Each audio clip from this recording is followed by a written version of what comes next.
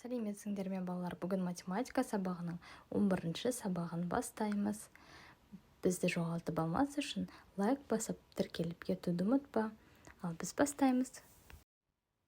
Бірінші есеп: суреттен не байқадың? Түсіндір. Балалар, ең бірінші суретте 5 бала автобуста бар, я? 5 баланың біреуі түсіп бара жатыр.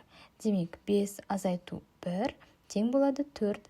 Келесі аялдамадан тағы да бір оқушы түседі. 4 азайту 1 тең 3.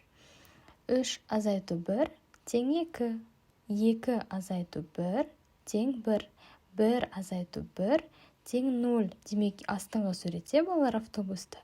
Ешқандай оқушы автобуста қалмады. Барлығы түсіп кетті, я? Демек, 0 деген санмен аяқталады. Есебіміз түсінікті болса, екінші есепке көшейік.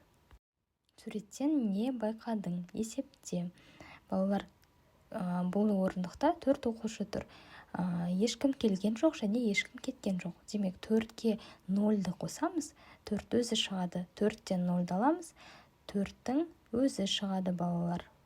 Ал астыңғы суретте балалар 4 оқушы болды орындықта, 4-еуі де тұрып кетті. Қанша қалады? Я, дұрыс айтасың, 0. 4 азайту 4 тең 0 болады. Үшінші есепке көшейік балалар. Ауызша есепте және жаз.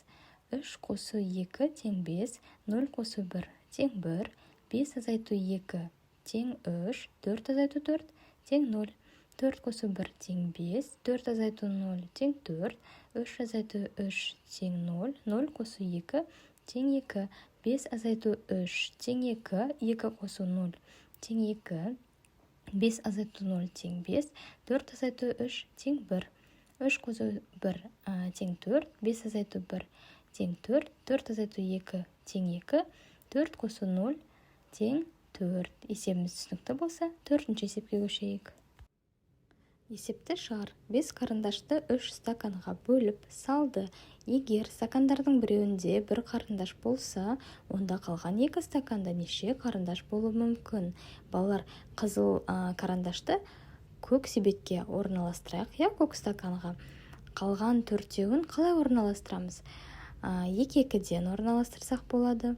Және 3-еуін ортасына салып, 4-ші жалғыз біреуін соңғысына салсақ болады. Немесе керісінше біреуін ғана ортасына салып, қалған 3-еуін шеткі стаканға салсақ болады. Егер сабағымыз түсінікті болса, балалар, лайк басып тіркеліп кетуді ұмытпа. Сау болыңдар.